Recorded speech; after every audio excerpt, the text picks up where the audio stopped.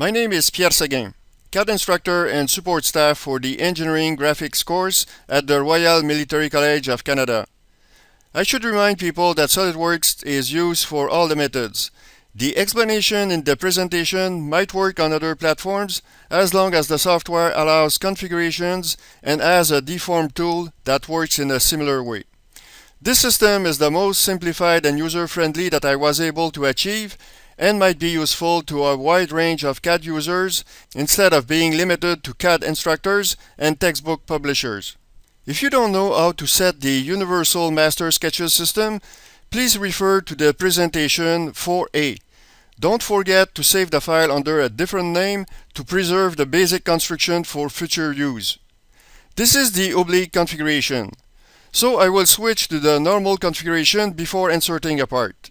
The imported model has its origin at the middle of the cylindrical hole, but I decided to click on the check mark anyway, which will synchronize the origins of both parts.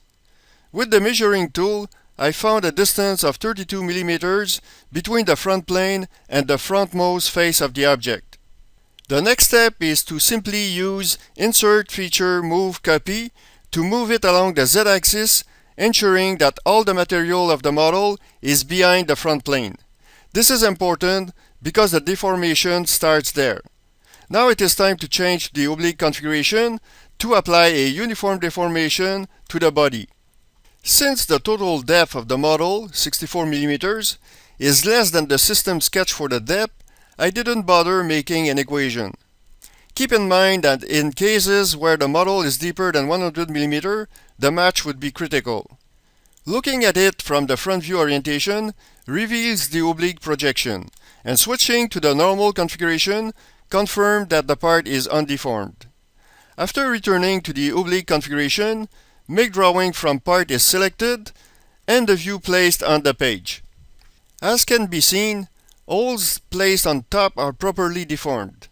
It would also be the case for holes on the side face, even if they are hole wizard operations showing drill tips. Here, the tangent edge display should be changed from visible to font to be a bit less obtrusive. Then one of the limitations of the system can be seen as the edge of some fillets and rounds fail to change line style. But this can be easily fixed by changing manually the line format of those few lines. The beauty of the importing part method with the Universal Master Sketches system is that it can also be applied to multiple bodies part. This could allow showing assemblies in an oblique projection. The only drawback with complex, detailed multi-bodies parts such as those two examples is the processing time for the deformation. Instead of a few seconds, it could be 1 or 2 minutes. But I think that to be able to obtain an oblique view that easily, it is a worthwhile little wait.